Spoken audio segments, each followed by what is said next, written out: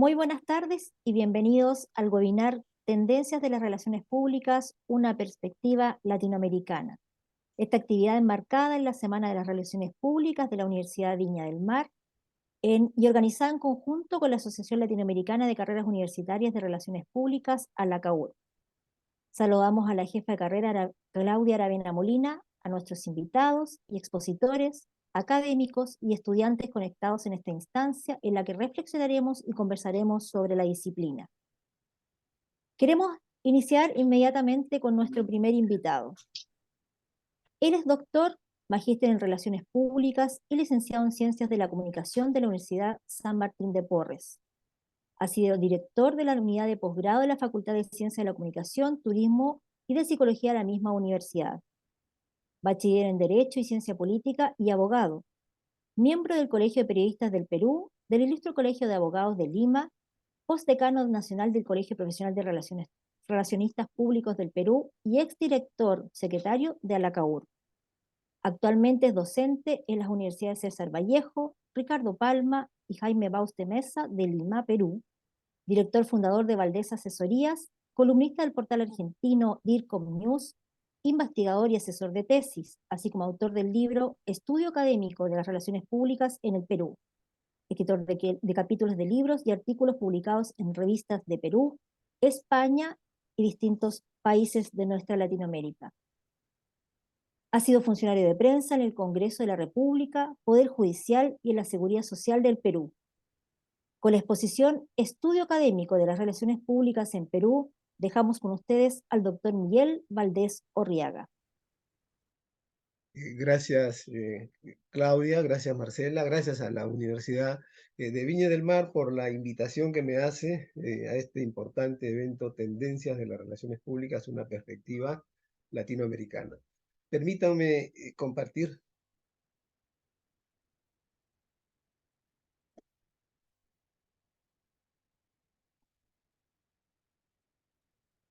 No sé si se logra ver. ¿Me avisan? Perfecto, doctor, se ve perfecta la presentación. Muy bien. En el marco del tema planteado, en esa línea de investigación de tendencia en las relaciones públicas, una perspectiva latinoamericana, es que propusimos este tema, estudio académico de las relaciones públicas en el Perú, que es una preocupación latente del Colegio Profesional de Relacionistas Públicos del Perú, que constituyó una comisión académica ad hoc y me honró con presidirla al lado de académicos y profesionales de las relaciones públicas de Lima y del interior de mi país. Entonces, en ese sentido es que proponemos este tema dentro de la línea de investigación también aquí planteada y del problema de investigación existente no solamente en el Perú y en Latinoamérica acerca de cómo el histórico nombre de relaciones públicas que surge en 1850 es decimonónica nuestra disciplina, pero cómo a lo largo de la historia ha ido cambiando, ha ido evolucionando en cuanto a la terminología. Es un problema acá en el Perú el tema de la terminología que un poco también afecta y tiene preocupados a los miembros, a los directivos del Colegio Profesional de Relacionistas Públicos del Perú. En ese sentido hemos planteado esta investigación. Disculpen, disculpen, disculpen, vamos a... Está saltando un momentito. Un momentito.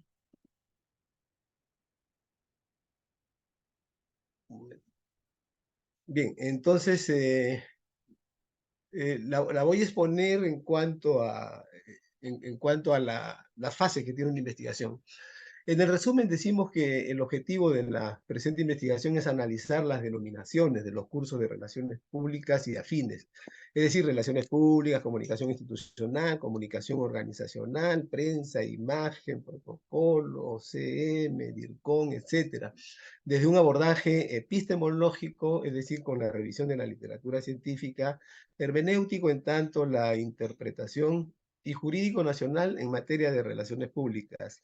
Cabe señalar que nuestro ordenamiento jurídico considera el tema de las relaciones públicas. Esto se trata de una investigación cualitativa, exploratoria y deductiva porque parte del marco teórico y de las normas jurídicas para analizar la serie de denominaciones que vemos en las currículas de las universidades del Perú. Es exploratoria, deductiva, entonces explica los alcances de esas denominaciones. En ese sentido, se revisaron los planes de estudio de 39 universidades, identificando 278 cursos con nomenclaturas afines a la especialidad de relaciones públicas, la mayoría de los cuales son considerados dentro de este trabajo de investigación en el acápite términos, definición de términos básicos. Entonces se halló que las denominaciones se encuadran en la ley peruana, en la doctrina y en el constructo, el objeto de estudios de las relaciones públicas. Vamos a ver. El ordenamiento jurídico nacional. En el caso peruano, el tema de los colegios profesionales tienen como base constitucional nuestra Constitución de 1978 y la vigente, la de 1993. En ese sentido, se da la ley 25250 en 1990. Luego, hacia el año 2004, se da una ley complementaria, la ley 28249. Luego, ese mismo año, se da una resolución suprema, la 039, que nombra una comisión especial para la elaboración del estatuto.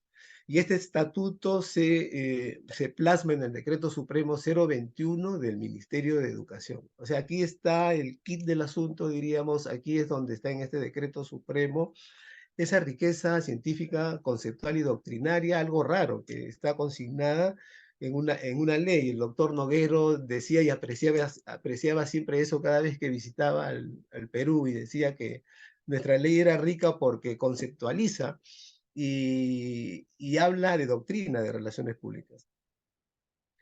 En ese sentido, he hecho un resumen y esta riqueza está concentrada en los artículos 6 y 7 del Decreto Supremo 021 del Ministerio de Educación. Y dice nuestra ley que las relaciones públicas pertenecen a la ciencia de la comunicación. Ya le hace un enmarcamiento científico. Y que es interdisciplinaria, se vincula necesitamos auxiliarmente de la disciplina del derecho, de la psicología, la sociología, la ciencia política, etcétera. Y que nuestra disciplina se da en el marco de las organizaciones, tanto públicas y privadas, y que perseguimos relaciones armoniosas y que la comunicación es un medio. Bien interesante, nuestra ley hace la disquisición entre comunicación y relaciones. Es decir, un poco como que introduce el binomio de la relación y de la comunicación. Y dice que nuestra ley contempla de que las relaciones públicas es un proceso, es decir, donde se investiga, se planifica, se asesora y se evalúa, ¿no? Un poco lo que plantea en 1960 John Marston, ¿no? Que nos planteó el esquema de la planificación estratégica de relaciones públicas y que hoy con matices sigue extraordinariamente vigente. Y que nuestra disciplina trabaja vinculada a la organización, sea pública o privada, a los grupos de interés, a la opinión pública, respetando el tema de apego a la ley y a la ética, es decir, respetando la legitimidad de intereses. Vemos en el plano internacional incluso que hay definiciones de relaciones públicas que dice que el relacionista público es intermediario entre el legítimo interés de la organización y el legítimo interés de los públicos. Y la ley señala de que es parte también de las relaciones públicas organizar certámenes, eventos, el ceremonial y el protocolo. Y trabaja la relación con los medios proyectando el prestigio y la imagen. En ese sentido, extraemos de ahí el objeto de estudios de las relaciones públicas, que es el individuo, el ser humano, en tanto público interno y público externo. La organización en tanto pública y privada, y ahí está el binomio relación-comunicación. Esa separación es bien interesante, pero que es inseparable, mejor dicho. En este sentido abordamos un marco teórico de los principales teóricos clásicos y vigentes. Por ejemplo, Arceo Vacas dice de que las relaciones públicas es la filosofía gerencial traducida en acciones de comunicación, no menciona la relación. Marton dice que es la función directiva. Esta definición de relaciones públicas está en casi todas las definiciones que ha investigado Katy Matía, por ejemplo. De la inmensidad del número de definiciones de relaciones públicas, la función directiva está ahí muy, muy presente. La IPRA, la máxima organización internacional de relaciones públicas, dice que las relaciones públicas está estrictamente vinculada a la toma de decisiones para construir relaciones por métodos de comunicación. Ahí concentra el binomio inseparable de la relación y de la comunicación. Chifra habla de que las relaciones públicas es un proceso de comunicación para establecer relaciones, también el binomio está ahí. La Asociación Americana de Relaciones Públicas habla también de la función directiva de relaciones públicas, con énfasis en la investigación y en la comunicación para construir relaciones. La ALACAUR señala también, fija la pauta, la corriente latinoamericana, de que construimos relaciones y comunicaciones en un marco axiológico, es decir, ético, administrando el conflicto y la controversia. Un momentito.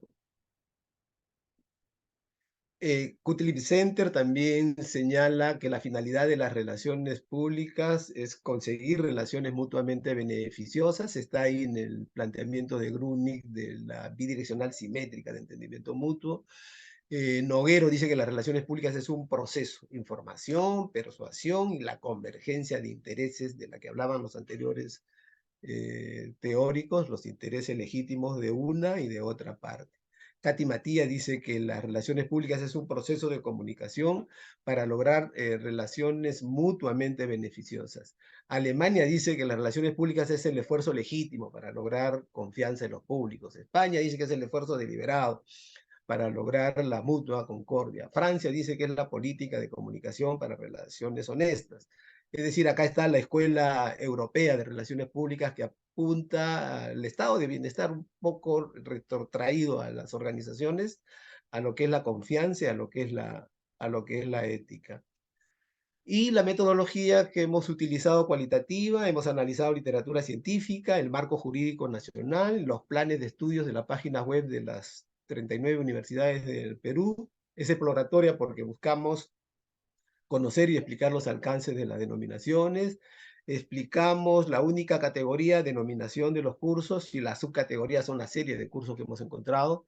El análisis hermenéutico se concentra en la interpretación de la ley y en la doctrina de las relaciones públicas, la americana, la europea, la latinoamericana.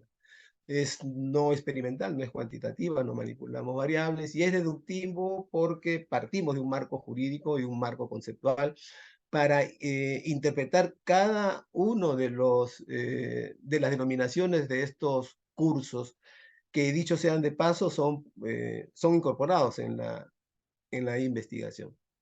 Entonces, al discutir los resultados, nos encontramos, por ejemplo, en la Universidad San Martín de Porres, que hay 11 cursos con nombres propios y dentro de la malla curricular, miren las denominaciones: comunicación de riesgo y crisis, comunicación corporativa, la corporación connota organización.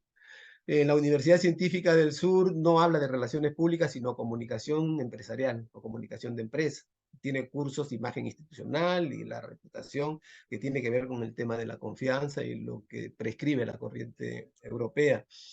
La negociación, la comunicación de riesgo está dentro del enfoque relacional que plantea el objeto de estudios de las relaciones públicas, la negociación, la intermediación, el trabajo del relacionista público para lograr la transacción y que haya convergencia entre esos intereses a veces contradichos entre la organización y los públicos, que es natural en el choque organización-público.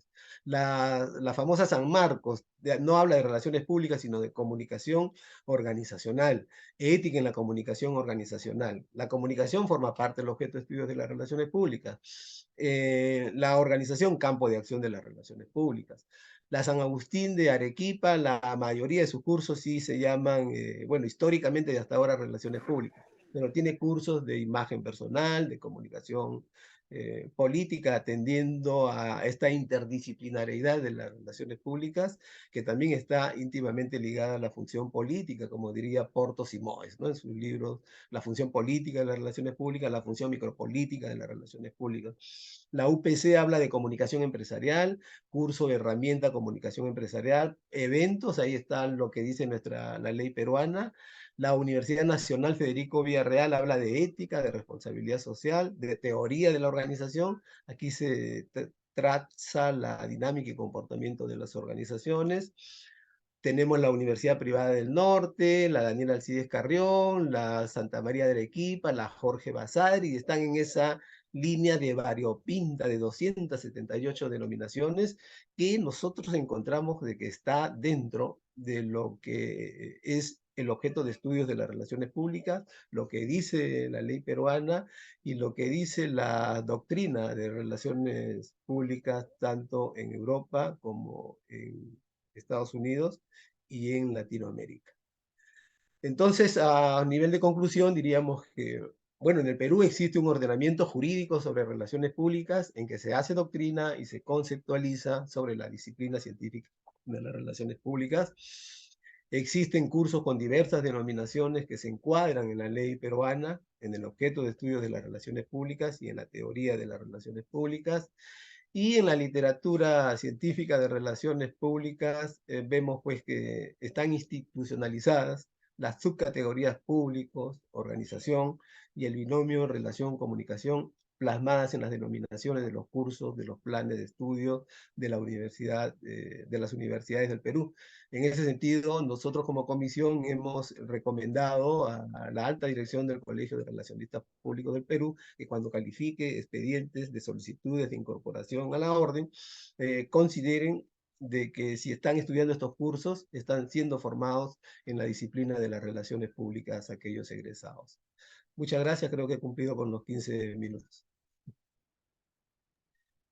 Muchas gracias a nuestro expositor. Ya tendremos el momento para conversar al final de todas las presentaciones y vamos inmediatamente entonces con nuestra segunda expositora. Ella es licenciada en Relaciones Públicas de la Universidad Nacional de Lomas de Zamora, posgraduada especialista en gestión estratégica de las comunicaciones y maestranda en proceso de tesis en gestión de la comunicación en la misma casa de estudios, de la cual también es docente. Actualmente es directora de Glitter Comunicación y PR, Agencia de Relaciones Públicas Digitales, columnista de Merca 2.0 en México, speaker en Influence Marketing Latam, mentora de WISE Mujeres STEM Latam, E&E Business School, Universidad Austral, miembro de la Comunidad Global de Mujeres Lenian de Red Argentina y miembro activo de la Red Europea de Agencias de Relaciones Públicas IPR Team y del Consejo también Profesional de Relaciones Públicas de Argentina. Ha sido directora de comunicación y prensa, docente en diferentes entidades de educación, coordinadora de revistas e de importantes eventos. Posee diversos artículos, columnas, menciones y libros publicados y amplia experiencia como ponente invitada. Con la exposición Linchamientos Digitales, Anatomía de la Humillación Pública en la Era Digital, dejamos con ustedes a la licenciada Karina Lilian Ortiz. Hola, bueno, a ver. Vamos a compartir. ¿Se ve bien? Bueno, buenas tardes, gracias por la invitación.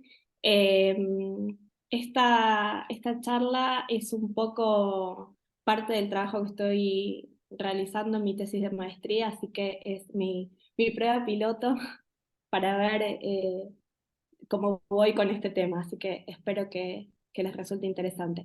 Bueno, la idea de abordar los linchamientos digitales viene un poco de la mano de todo lo que se habló mucho en su momento y se sigue hablando a día de hoy sobre cultura de la cancelación y la práctica de esto en redes sociales. La realidad es que los linchamientos digitales serían una especie de estadio superior a la cancelación, porque quizás la diferencia más importante que hay entre uno y otro es que el linchamiento, si bien se da en redes sociales, termina teniendo consecuencias por fuera de ellas, digamos, en la vida offline.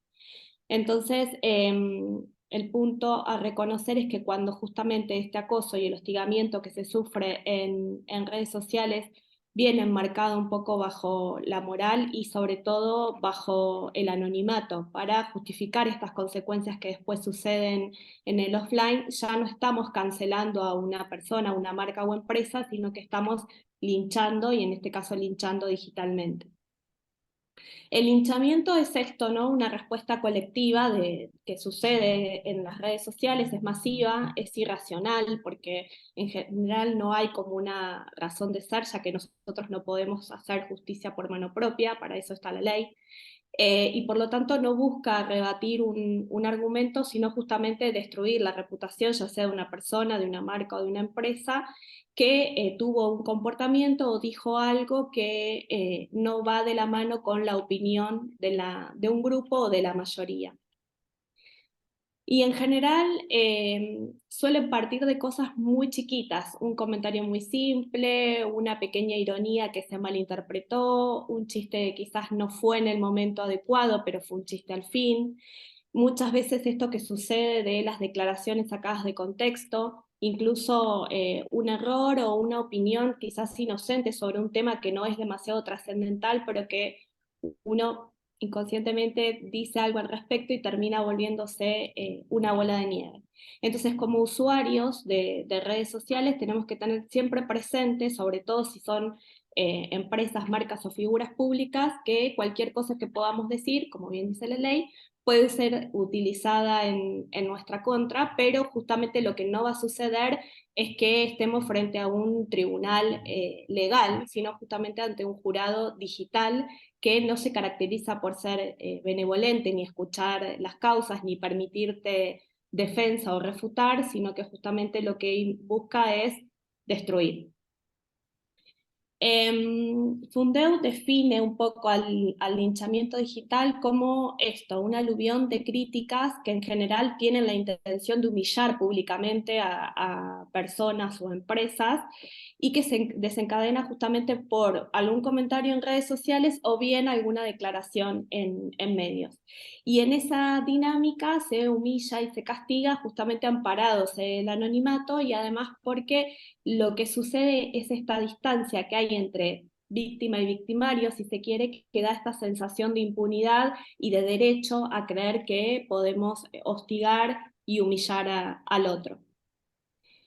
Y se ve favorecida por las redes sociales porque justamente funcionan como una caja de resonancia. Siempre estamos buscando o siguiendo cuentas o moviéndonos dentro de comunidades que refuerzan nuestra manera de pensar y que de esa manera justifican ese odio y ese castigo que hacemos públicamente a través de las redes sociales.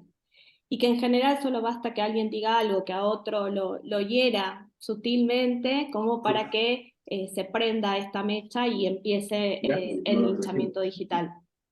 Y sobre todo lo interesante es que en general, a diferencia de lo que ocurría antes de las redes sociales, antes nosotros podíamos tener cierto control de la información que se emitía. En cambio, con las redes sociales, una vez que dijimos algo, ya perdimos totalmente el control, eso se queda ahí en la red y no tenemos más posibilidad que monitorizar, pero ya no controlar esa información. Y justamente las redes sociales tienen eso, que es incontrolable, no tenemos idea de el alcance que puede llegar a tener nuestro contenido una vez que se publicó en redes. Y de hecho, que se perpetúe, que se esté exponiendo permanentemente esa información y que se comparta en distintas plataformas sociales, hace que el contenido que publicamos sea susceptible de que sea comentado, criticado, avalado o sea foco de insultos o todo tipo de humillaciones.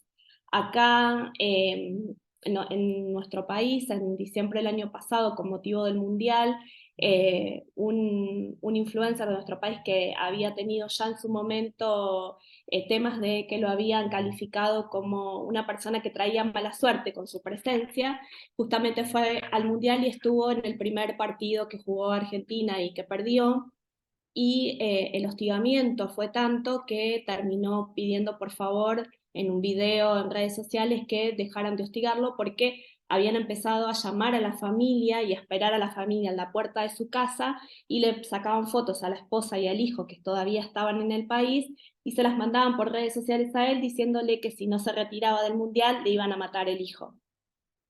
Entonces, algo que puede ser un chiste, como bueno, esta persona es yeta, como decimos acá al menos, se volvió algo muy complejo para él. Finalmente no volvió, pero sí lo pensó por miedo a que le pasara algo a su familia, y de hecho ha habido muchos casos de este tipo, pero ahí está esta diferencia que hablábamos al principio de una cosa es la cancelación y otra cosa es ya cuando todo lo que se dice en redes sociales se lleva a cabo, o al menos se busca, o se intenta, o se amenaza llevar a cabo en la vida real. La realidad es que más allá de que los casos que terminan siendo quizás más resonantes son los de marcas o personas conocidas, no importa, no necesariamente uno tiene que ser una persona conocida o una empresa muy grande para sufrir un linchamiento digital. De hecho, han habido casos en otras partes del mundo donde personas comunes y corrientes han hecho algún chiste o han puesto algo que molestó a alguien, y el hecho de que se empieza a compartir y se empieza a hacer viral lleva a que sean linchados y obviamente despedidos de sus trabajos, muchos se han tenido que ir de su lugar de residencia. ¿Pero por qué sucede esto? Porque sin importar de quién se trate, lo que justamente importa es que la indignación online es más factible de ser compartida por los usuarios porque genera más compromiso o más engagement, como se dice en términos de redes sociales. Y justamente como lo que hacen los algoritmos de las plataformas es promover el contenido que tenga mayor alcance, los que provocan indignación son los que justamente tienen este empujoncito extra para hacerse más visibles. Y esa amplificación es la que vuelve a la persona o a la empresa objeto del linchamiento, enfrentándola a las consecuencias que puede tener en la vida offline. Y eso también pasa porque lo que hacen las redes sociales es, en principio, recabar la mayor cantidad de información posible, nuestra, ¿no? Justamente para tenernos todo el tiempo enganchados y conectados. De hecho, desde Twitter, que es quizás la plataforma más preponderante para este tipo de situaciones, pasando por bueno, Instagram, TikTok y otras redes sociales que también son muy conocidas, lo que buscan es que nosotros permanezcamos conectados la mayor cantidad de tiempo. Y a su vez esa polarización que generan las redes sociales son las que hacen que nos mantengamos conectados, pero para que sigamos ahí, la atención que se vaya generando es importante. Y esto muestra que justamente la indignación o la ofensa son los sentimientos que más venden en redes sociales y que justamente son los que los algoritmos más van a buscar exacerbar para mantenernos ahí enganchados y compartiendo. Y de hecho otra cosa que se da, y se puede observar muchísimo más esto que sucede con los medios digitales, que justamente a raíz de estar detrás de la rapidez que promueven las redes sociales y salir rápido con la noticia, supeditan calidad por sobre... perdón, supeditan la calidad a la inmediatez. Entonces, obviamente sacan cualquier noticia que tiene un título provocador para que la gente clique, comparta, y ese linchamiento se sigue expandiendo. Porque de hecho es tanta la información que no hay tiempo de procesarla y de contrastarla, entonces obviamente se genera un clima que opinamos porque sí, vemos la noticia compartida y aún sin saber demasiado del tema, opinamos y abonamos a que ese linchamiento se siga amplificando.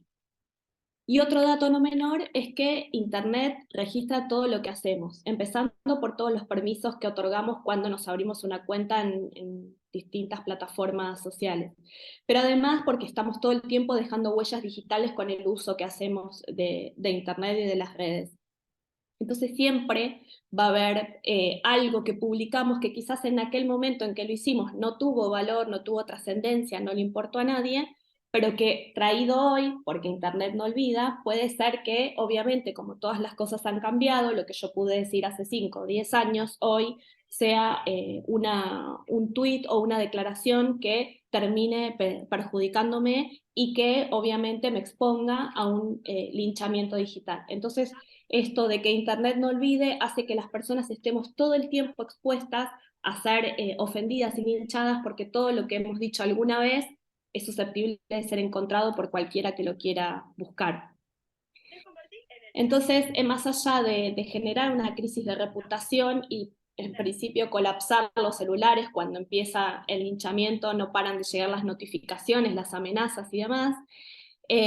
Otra cosa que sucede es que es muy gratuito linchar, porque cuando estamos detrás de una computadora diciéndole cualquier cosa a una persona o a una marca que no cumplió con nuestras expectativas o una empresa, no estamos tomando conciencia de lo que pasa del otro lado, porque no estamos viendo si se trata de una persona, no la estamos viendo llorar, no la estamos viendo gritar o quejarse de lo que le estamos haciendo, cosa que sí sucedería si lo hiciéramos cara a cara, porque estaríamos viendo la reacción del otro. Entonces, ese anonimato también favorece el linchamiento digital. Y eso también hace que la sociedad actual en la que vivimos, en la reputación se vuelva cada vez más frágil y haga que esta especie de multitud enardecida que está detrás de las computadoras y de los celulares, si bien no son quienes tienen que ejercer la justicia, pero pesan como indicador de consumo. Entonces, por ejemplo, si una marca se ve involucrada con ya sea un colaborador o una personalidad, una celebridad con la que haya hecho algún tipo de acuerdo y esa persona comete algún tipo de error o salen declaraciones viejas que alguien encontró y las comparte, obviamente lo que primero tiende a hacer la empresa es a desvincularse o despedir a ese colaborador. Entonces ahí se ve el efecto en la vida offline de lo que comienza en la vida online. ¿Por qué suceden los linchamientos? En principio, por lo que mencionábamos al comienzo, la desinformación, porque el hecho de tener acceso a tanta información hace que muchas veces por morbo querramos entrar a leer noticias o compartir cosas sin importar qué pueda estar sintiendo la persona. Y las fake news también favorecen mucho esto porque emitimos juicios u opiniones sin contrastar ningún tipo de información. La viralización, porque obviamente cuanto más se comparta, cuanto más conocido se haga, más se favorece al linchamiento digital. La presión social también, porque a veces terminamos opinando de temas o tomando posición porque nuestro entorno nos obliga a sentar alguna posición sobre un tema en particular. Y también esa falsa responsabilidad de que cuando vemos que sucede algo, creemos que tenemos la obligación de castigar a ese que hizo algo que no estuvo bien o que al menos no coincide con nuestros valores y creencias, o esa marca o empresa que no cumplió con lo que prometía. ¿Cómo podemos actuar? Primero teniendo en cuenta que hoy las empresas, el éxito que puedan tener no depende únicamente de ellas, sino justamente de este entorno digital que está esperando que cometas el primer error para salir a exponerte y poner justamente en jaque la reputación. No olvidar que, sobre todo en el caso de ser figuras públicas o ser marcas o empresas, cuando estamos en redes sociales estamos en un entorno abierto y entonces tenemos que ser muy cuidadosos con lo que decimos. Y tener en cuenta también que la reputación digital tiene mucho, pero muchísimo peso y repercusión en la vida offline. Y en el caso de esto que mencionábamos antes, de que una empresa se vea involucrada quizás con una figura, que de hecho acá ha sucedido recientemente alguien que fue denunciado por abuso de menores, las empresas que tenían acuerdos con esas personas sacaron todas sus cartelerías de vía pública, los desvincularon como caras de sus marcas. Entonces es algo que enseguida obliga a tomar posición. Y también ser cuidadosos al momento de abrazar temas que pueden ser polémicos o que pueden ser coyunturales, si lo vamos a hacer o vamos a tomar posición u opinión, ser cuidadosos con nuestras palabras y siempre tener en cuenta que la comunicación apunta a construir. Así que si tenemos un mal día o estamos fuera de eje, es mejor no pasar por las redes sociales a decir algo que después nos podamos arrepentir porque realmente no somos conscientes de la llegada que puede tener un comentario que para nosotros pueda parecer inocente. Y para terminar, ¿qué cosas podemos hacer o debemos tener en cuenta desde la comunicación y las relaciones públicas? Primero, los riesgos del entorno. Si lo que vamos a proteger es la reputación de una empresa o de un profesional, hay que tener en cuenta los insights sociales que pueden atentar contra esa reputación. Como decíamos antes, ya no los podemos controlar, pero sí los podemos auditar o monitorear para que si nos sucede algo, justamente estar preparados para poder reaccionar. Y después también tener en cuenta la falta de sensores digitales, ¿no? Muchas empresas, incluso muchas personalidades, hacen una escucha inteligente en redes sociales para saber cómo son percibidos, pero también es interesante que esa escucha inteligente se haga para detectar cuáles son los riesgos potenciales que pueden llegar a afectar y que puedan decantar en un linchamiento digital.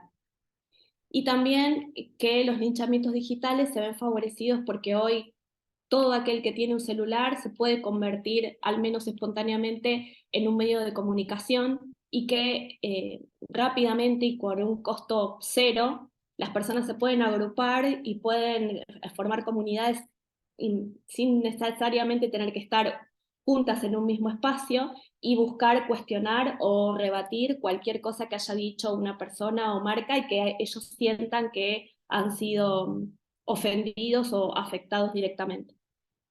Y para cerrar, esta frase que es muy ya viejita quizás, pero que no pierde vigencia, que justamente esta, se necesitan 20 años para construir una reputación y 5 minutos para arruinarla, y hoy en un entorno digital, con un segundo ya nos alcanza, nos basta y nos sobra. Muchas gracias. Para compartir. Muchas gracias a nuestra expositora. Ya tendremos tiempo entonces para conversar al final. Les recordamos que al final vamos a tener nuestra instancia de preguntas. Pueden ir dejándolas en el chat también si es que no van a reactivar sus micrófonos, pero dadas estas interesantes exposiciones seguramente ustedes tienen muchas consultas. Vamos entonces con nuestro tercer y último invitado. Él es licenciado en Relaciones Públicas de la Universidad Nacional de La Matanza y magíster en curso en currículum de la Universidad Nacional de Lomas de Zamora. Actualmente encargado de Relaciones Públicas y Comunicación de la Secretaría de Ciencia y Técnica de la Universidad de Buenos Aires y docente investigador de la Universidad Nacional de Lomas de Zamora y Universidad Nacional de La Matanza. Ha sido el encargado de Desarrollo de Negocios y Marketing, Open Education Latam, Banco Comafi y Mercado Libre. Con la exposición Personalidad, Propósito y Promoción dejamos con ustedes al licenciado Leonardo Fernández. ¿Qué tal? ¿Cómo están? Buenas noches, buenas tardes. ¿Se escucha bien? Bueno, primero, antes de compartir pantalla, agradecerles a la universidad, a Claudia por la oportunidad, por supuesto a Marcela por la coordinación, y en lo que respecta a Lomas y a la CAURP, a Luz Canelasucci, por supuesto, Elka que está acá en el Zoom, y muy buenas exposiciones obviamente de Miguel y de Karina. Comparto entonces, díganme si se ve, si estamos bien.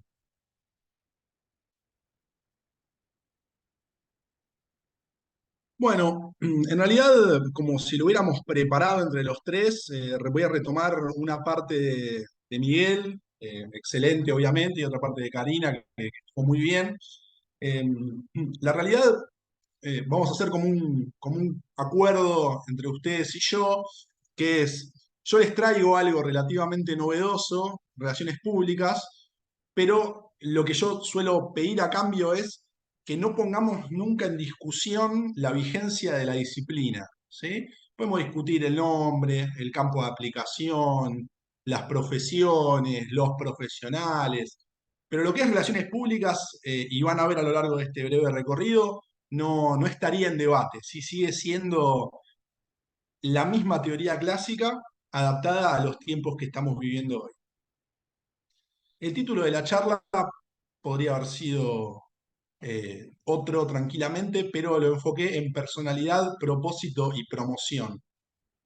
La realidad es que vivimos en una negociación constante para explicar quiénes somos y qué entienden que somos para las audiencias, qué hacemos y qué entienden las audiencias que hacemos, y qué esperan de nosotros y qué esperamos nosotros de los públicos.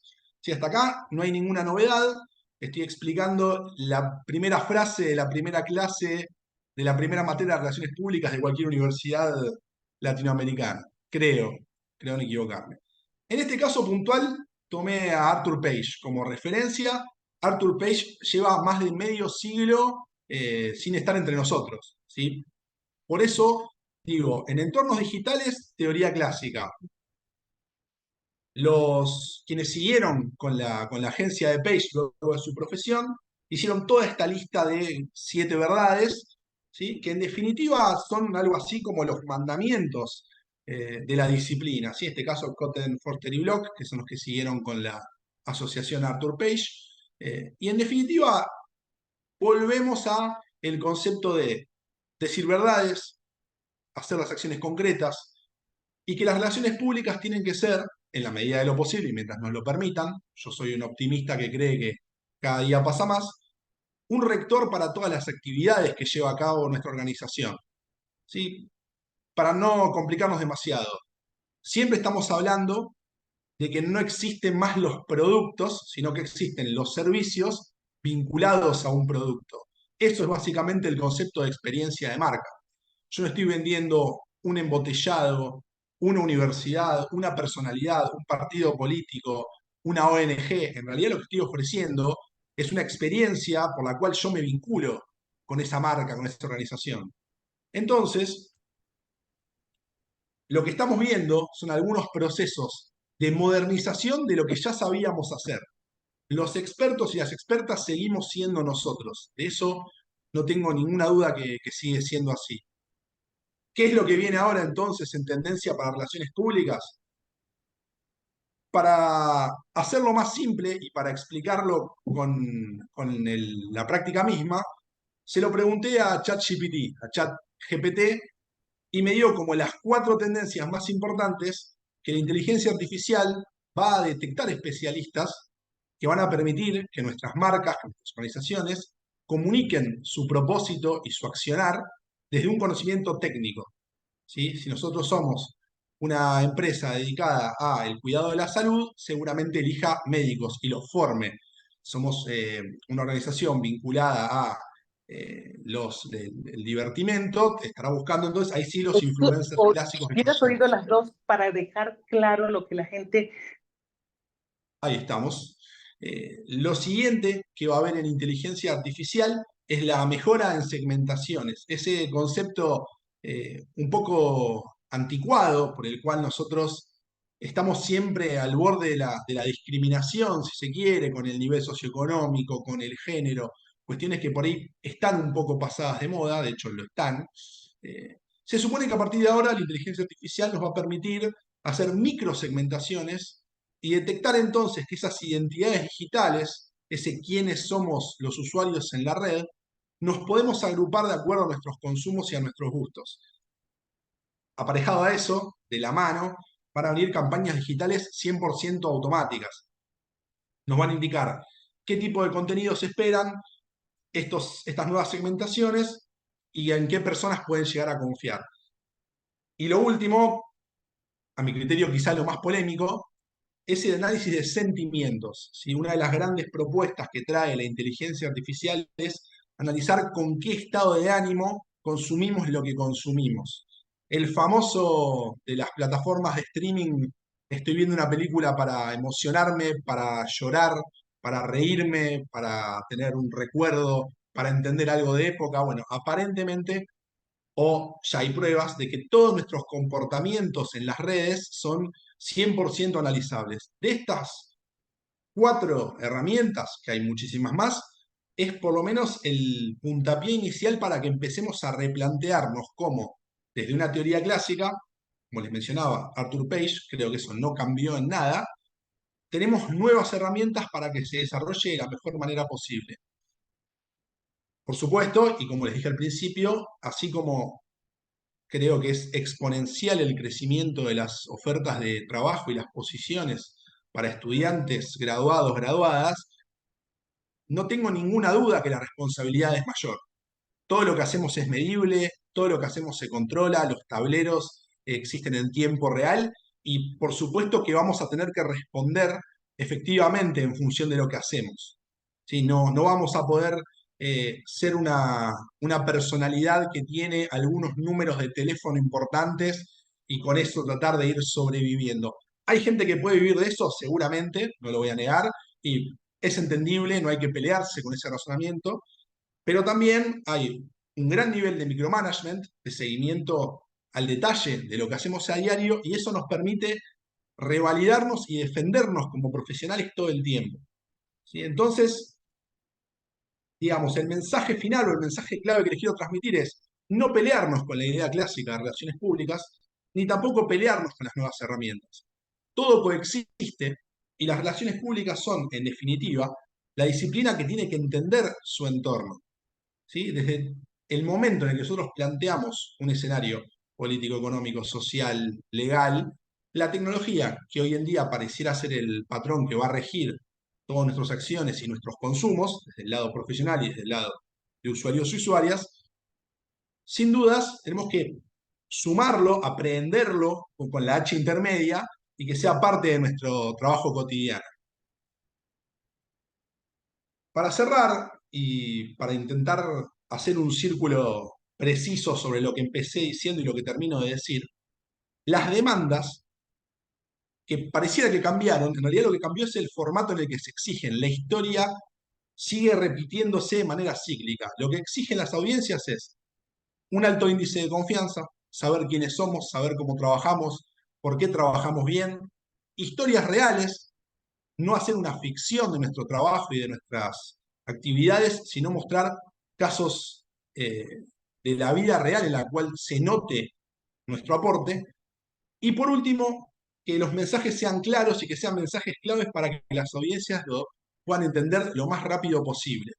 Si juntamos estas tres variables y lo hacemos con profesionalismo y utilizando las nuevas herramientas, vamos a estar trabajando en las mismas relaciones públicas de hace 100, 120 años, obviamente actualizadas al contexto en el que estamos viviendo hoy e incluso con prácticas de lo futurible y lo futurable. En resumen, como comencé hablando, personalidad, propósito y promoción. Les agradezco mucho y quedo atento a sus comentarios. Muchas gracias a nuestro invitado también por su aporte a la disciplina y entonces queremos iniciar esta ronda de preguntas para lo cual vamos a invitar a tomar el micrófono a la jefa de carrera, Claudia Aravena Molina, para poder moderar esta conversación final. Muchas gracias, Marcela. Muchas gracias a los expositores, muchísimas gracias también a todos quienes nos están acompañando, profesores, académicos, miembros de Alacaur, miembros de la Universidad Viña del Mar, de distintas universidades además, miembros de Alacaur. Así que muchísimas gracias por esta instancia. Estoy revisando que hay varias preguntas, ¿cierto?, ya en el chat. A mí me gustaría, voy a leer sus preguntas, sí, pero a mí me gustaría hacerle una pregunta al profesor Valdés, ¿no? Respecto a su investigación teórica sobre el concepto de las relaciones públicas. Profesor, ¿está por ahí? Sí, ahí está el profesor Miguel Valdés desde Perú. Sí. Miguel, súper interesante tu trabajo investigativo, ¿no? Tú te has dedicado bastante tiempo a investigar nuestra disciplina y me gustaría si quizás nos das alguna conclusión respecto de si has visto en tu proceso de investigación variables más profundas o más que variables más profundas, sino que cambios más profundos respecto a la declaración de lo que son las relaciones públicas desde sus inicios hasta el día de hoy. Porque siento y tengo la percepción que nuestra disciplina se ha mantenido bastante fuerte sobre conceptos claves, ¿no? Y durante o a lo largo del proceso de la historia, ¿no? El estudio de la comunicación, la ciencia de la comunicación, la persuasión, la comunicación social, la opinión pública, etcétera, no hemos tenido como grandes cismas, ¿no? Respecto al concepto. No sé qué opinas tú o qué ha arrojado para ti estos estudios que ha realizado a través de la investigación de la disciplina. Gracias por la pregunta, Claudia. Si bien es cierto, la investigación se circunscribió al análisis de lo que significan estos 278 términos, pero en ese investigar justamente nos hemos encontrado con lo que concluye también de Leonardo, ¿no? En el sentido de que o sea, la evolución está ahí, pero seguimos siendo esta disciplina científica, con historia, con objeto de estudios, con filosofía. etcétera, ¿no? Entonces hemos avanzado significativamente. Lo que voy encontrando es que, bueno, desde el punto de vista científico, académico y teórico, se está poniendo más énfasis en lo que significa el enfoque relacional, ¿no? Un poco en la línea de la escuela europea de las relaciones públicas, ¿no? Que como todos sabemos se asienta sobre la escuela norteamericana de las relaciones públicas, que es la escuela del impacto, es la escuela de que la organización se tiene que acicalar para llegar bien bien a la opinión pública, ¿no? Pero también de otro lado, el tema de la competitividad, ¿no? Y del afán de lucro de las organizaciones se siguen centrados ya en la práctica, estamos hablando, en la práctica, en la función comunicacional, en la función mediática. Ya Karina también había hecho referencia cómo los algoritmos se comportan, ¿no? Y cómo esto de la fake news y el amarillismo, del que habló también Bernays en 1920, ya esto prolifera, ¿no? A través de la automatización de la que hablaba Leonardo. Entonces, por un lado, en la parte académica se está poniendo énfasis en el sentido de la función social de las relaciones públicas, para enfatizar la función del relacionamiento, que es lo que se quiere en este escenario mundial, latinoamericano en particular, de conflictos sociales en los que obligatoriamente están involucrados en ese choque organización pública. Bien, muchísimas gracias, Miguel. Eh, Vamos a continuar entonces con las preguntas que han dejado acá en el chat. Hay unas preguntas, yo las voy a resumir en una sola para Karina. Francesca Cabrera nos pregunta cuál es la responsabilidad de los comunicadores en estos linchamientos que se dan en redes sociales, Karina, y si tú tienes a lo mejor conocimiento respecto de que exista un linchamiento que esté financiado por la competencia, ¿no? Yo siempre lo vemos como desde el ámbito político, a veces aquí en Chile está muy de moda el tema de los bots, ¿no? En redes Acá también. sociales. ¿No? Entonces, claro, a veces este linchamiento eh, viene orquestado, ¿cierto?, por grupos que no tienen cara, ¿no? Que finalmente no son la opinión pública. Entonces, cuéntanos, respóndeles a Francesca y a iPhone, que no sé quién será, porque no sale su nombre, estas preguntas. ¿Qué te parece, Karina? En términos de como comunicadores, en principio esto que mencionaba también en la charla, que es, bueno, no podemos controlar la información o los insights, pero sí podemos recabarlos, auditarlos, monitorearlos para que cuando eso suceda, tener las herramientas para hacerle frente.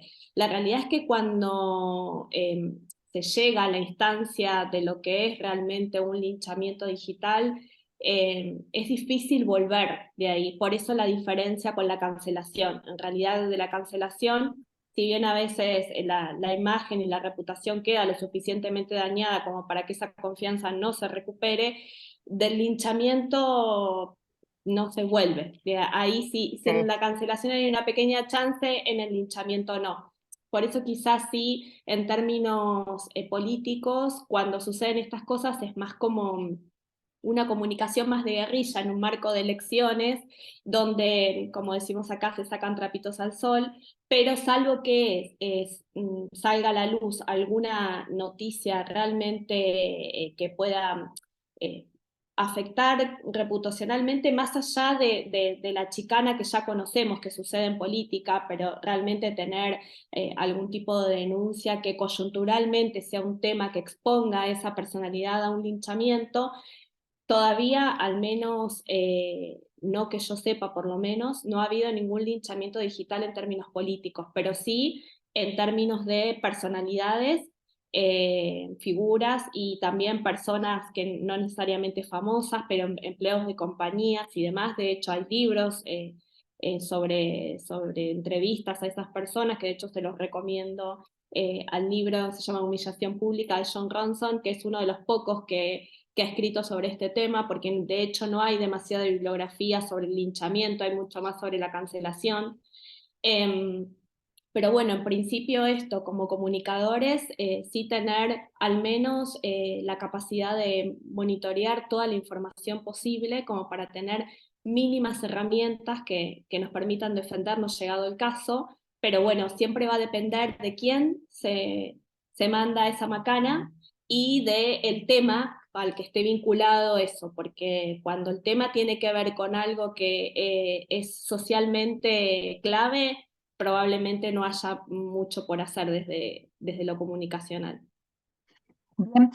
Karina, siempre discutimos nosotros con los colegas en la UVM eh, y celebramos en realidad cómo Argentina resguarda la comunicación, ¿no? Resguarda y la tiene como un valor. Cuando hemos estado ahí, la televisión nacional, ¿no? Siempre habla sobre el derecho a la comunicación, etcétera. O sea, me gustaría que le respondiéramos a la pregunta de la profesora Angélica Pacheco respecto si se está discutiendo sobre la regulación en Argentina respecto a estos linchamientos virtuales. No sé si tienes En información realidad, sobre eso. no, a ver, como en general los que han sucedido, por lo menos a nivel local, han salido realmente de las redes, no es algo que salió de los medios y se amplificó en redes, sino que fue a la inversa, o sea, surgió en las redes y se amplificó en los medios. No hay como demasiada injerencia porque sabemos que las redes sociales son un negocio, que un poco empieza a pasar esto que mencionábamos antes, el algoritmo alimenta todo lo que se viraliza. Si se viraliza, nos sirve pautar en ese medio, salir, sacar la publicidad en ese comentario. Entonces, sí, por ejemplo, ahora Twitter, con todos estos cambios que tuvo, en teoría está mejorando su política en términos de el linchamiento digital, discurso de odio y demás, pero desde lo local, digamos, a nivel nacional, no ha sucedido, son temas que se conversan, pero no ha habido nada desde lo legal que se tome, digamos, alguna medida, pero sí son temas de los que se discute en la televisión y obviamente se abren los debates y se sientan posiciones si está bien o está mal, sobre todo cuando tiene que ver con personalidades famosas que quizás son las más expuestas. No ha pasado tanto con marcas o empresas, pero sí es interesante que se hable y que ya se empiece a hablar más de linchamiento que de cancelación. Perfecto. Vamos a invitar a Carla, estudiante de la carrera de Relaciones Públicas de la jornada vespertina. Entiendo que ella tiene una pregunta para los expositores. Carla. Sí, hola, muy buenas tardes. Gracias a todos por la exposición, estuvieron bastante interesantes. Todos aportaron de una perspectiva bien enriquecedora, así que agradecerles. Mi pregunta va dirigida a don Miguel Valdés, que se refirió mucho de la investigación, que es parte muy importante en la cual nosotros activamente estamos siempre revisando constantemente en el área de las comunicaciones. Me llamó mucho la atención cuando entregó una cifra en relación a los planes de estudio de 39 universidades, que es identificándose 274 cursos con nomenclatura fines de las relaciones de la especialidad de relaciones públicas. Estos cursos estaban, si bien es algo específico del Perú por lo que entendí, pero esto es cursos que imparten esta materia especialmente, pero no son propiamente estar de una carrera de relaciones públicas. Lo pregunto porque también esto lo traspaso a, por ejemplo, cuando en muchas empresas podemos ver hoy por hoy que quizás hay un trabajo que hacer y que ahí nos faltaría como posicionamiento en nuestra carrera, en nuestras relaciones públicas. De que, por ejemplo, uno, no sé, va al departamento de comunicación y ya está marketing, está publicidad, están muy definidos. Uno, no, allá está el departamento de marketing, allá está el departamento de publicidad, pero quizás relaciones públicas está como aún dispersa y que se entiende como que es un medio, como que es una importancia, es relevante, pero está como distribuida. Quizá, no sé, así yo como que traté de hacer esta analogía de que está impartida acá en este caso por cursos Y es lo que yo he visto en el sector empresarial también, que no hay como un departamento propiamente tal. Entonces, no sé si fue específicamente cursos específicos de diferentes carreras y que me gustaría también saber cuáles. Y que eso, claro, para saber si no es específicamente a la carrera propiamente tal.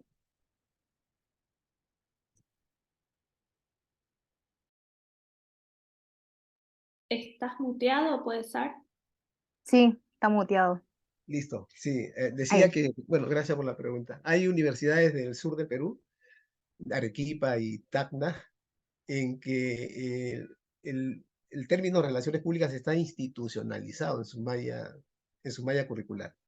¿Ya? Incluso las denominaciones de los cursos son con un nombre propio, relaciones públicas. A todos, incluso una universidad de Arequipa dice, por ejemplo, con fotografía para relaciones públicas, comunicación audiovisual para relaciones públicas, redacción para relaciones públicas. Es un fenómeno bien interesante. Pero hay otras en que los cursos de relaciones públicas están dentro de la Escuela de Ciencias de la Comunicación. Y dentro de la Escuela de Ciencias de la Comunicación, por ejemplo, como dije, en la Universidad San Martín, hay 11 cursos con nombre propios de relaciones públicas. Pero hay otros, bueno, ya con otras denominaciones, por ejemplo, comunicación corporativa, comunicación de riesgo, comunicación de crisis, etcétera, ¿no? Pero en la mayoría de universidades hay entonces con nombre propio de relaciones públicas, pero hay mayor énfasis, denominaciones de cursos, pero que nosotros hemos demostrado, en el caso peruano, por la base de nuestra ley y la base de la doctrina, es que esos cursos forman parte de una formación de relaciones públicas, porque en esos cursos está el objeto de estudios de las relaciones, ¿no? Por ejemplo, el curso Comunicación Corporativa no se llama Relaciones Públicas, ¿no? Pero la comunicación forma parte del objeto de estudio de las relaciones públicas. La corporación es una organización privada y la organización es el hábitat de las relaciones públicas. Entonces, ese fenómeno es el que ocurre en el Perú. Y eso si lo trasladamos por analogía, como dice usted también, al mundo de las organizaciones públicas y privadas del Perú, en las organizaciones públicas y privadas, por ejemplo, se está institucionalizando el término DIRCOM, o Dirección de Comunicación, ¿no es cierto? En algunas mínimamente relaciones públicas. En la administración pública peruana, oficina de imagen, oficina de prensa y oficina de protocolo y ceremonial. E incluso dentro de la misma institución pública están diseminados. Por ejemplo, dentro del Poder Judicial, prensa por acá, imagen por acá, comunicación por allá. Entonces, eso no está dentro de lo que dice, por ejemplo, la teoría de la excelencia de Grun, que dice, ¿no? Para que haya excelencia en materia de relaciones públicas, la comunicación debe estar integrada dentro de una organización e integrada dentro de un estamento administrativo. Por decir, si dice DIRCOM, ya, dentro del DIRCOM debe estar el CM, dentro del DIRCOM debe estar relacionamiento con los medios, dentro del DIRCOM debe estar comunicación interna, y así sucesivamente. Eso no ocurre en el mundo de las organizaciones públicas del Perú. Pero como he concluido, las relaciones públicas, y como concluye también Leonardo, las relaciones públicas están ahí, ¿no? Con su base doctrinaria, conceptual, científica, y en el caso peruano, con su base jurídica. Muchas gracias. Y tengo otra pregunta para aprovechar la instancia, que es bastante interesante, em, de, del área digital que había expuesto Karina. Em, es un tema muy interesante que está ocurriendo y que lamentablemente una de las dualidad que tiene este uso de las plataformas digitales, de las redes sociales. Ella mencionó que había que estar muy alerta en cuanto a este tipo de situaciones que ocurren. ¿Cuáles serían algunos tips, como porque claramente no es algo automático, uno tiene que estar como ahí al pendiente? ¿Y cuáles serían los tips como para empezar a abordar eso? Porque claramente eso se puede trasladar hacia la imagen de una persona, de una marca o de una organización. ¿Cuáles serían como los tips como para estar muy alerta en eso y poder ir abordándolo y anticipándose para poder detectar ese tipo de situaciones que ocurren de las que mencionó? Creo que un poco tomando lo que decía Leonardo para cerrar su charla, que no importa cuántas cosas vayan pasando, la profesión sigue siendo la misma. En realidad el desafío nuestro es irnos ayornando y adaptándonos a ese cambio. Pero hay algo que es básico, si bien, a ver, los linchamientos no son nuevos, antes ocurrían, llevaban a la persona a la plaza pública y la linchaban ahí, ahora la linchan en las redes sociales. Pero al igual que esto no es algo nuevo, tampoco es nuevo la necesidad de ser coherente, que haya una coherencia entre lo que decimos y lo que hacemos. Cuando se produce ese fallo ahí, estamos súper expuestos a que esto suceda.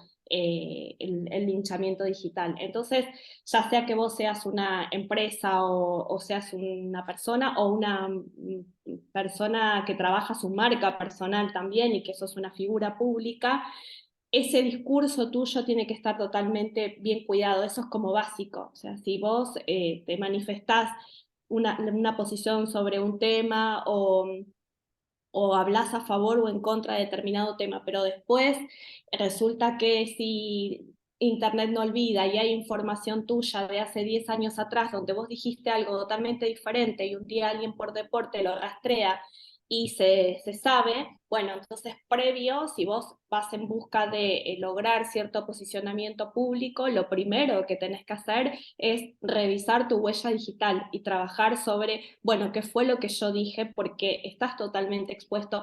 En general, por lo menos acá, intuyo que en otros lados donde sucede, la excusa es básicamente la misma, es, bueno, eran otros tiempos, cuando yo dije eso no pasaba todo esto, pero yo ahora cambié.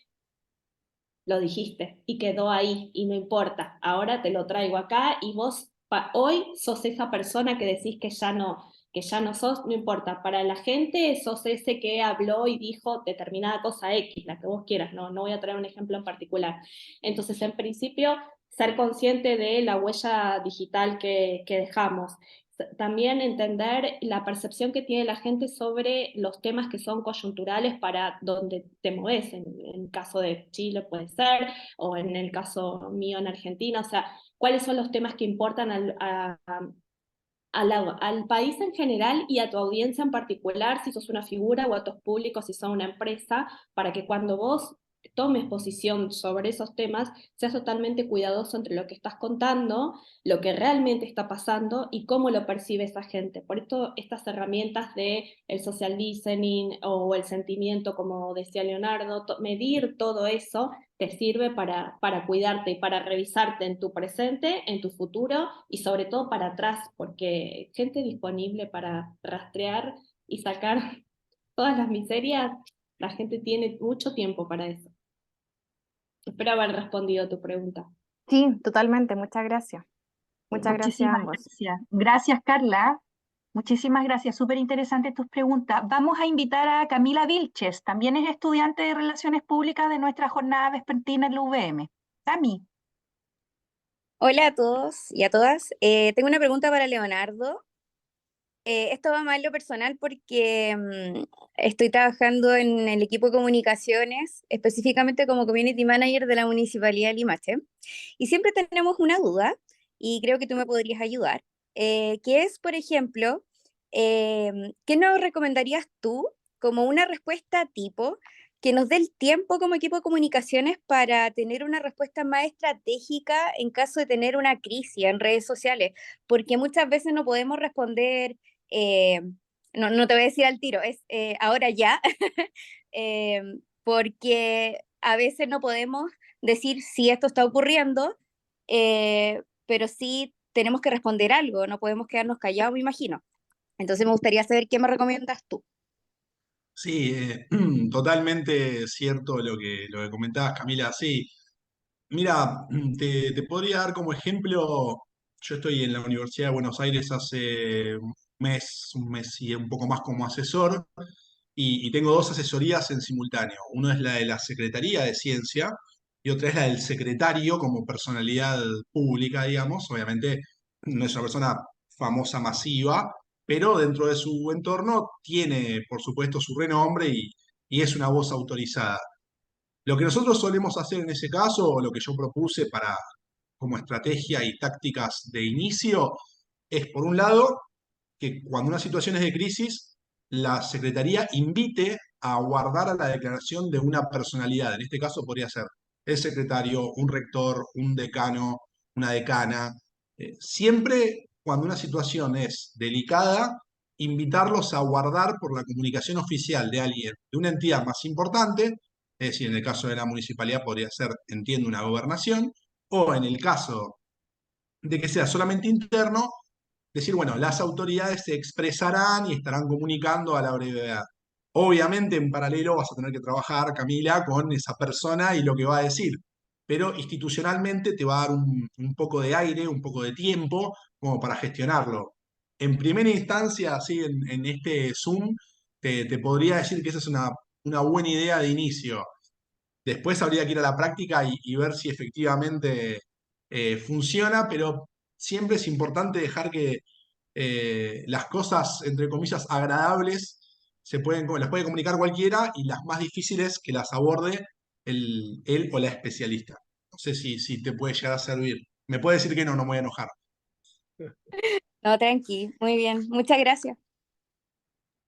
Gracias, Camila.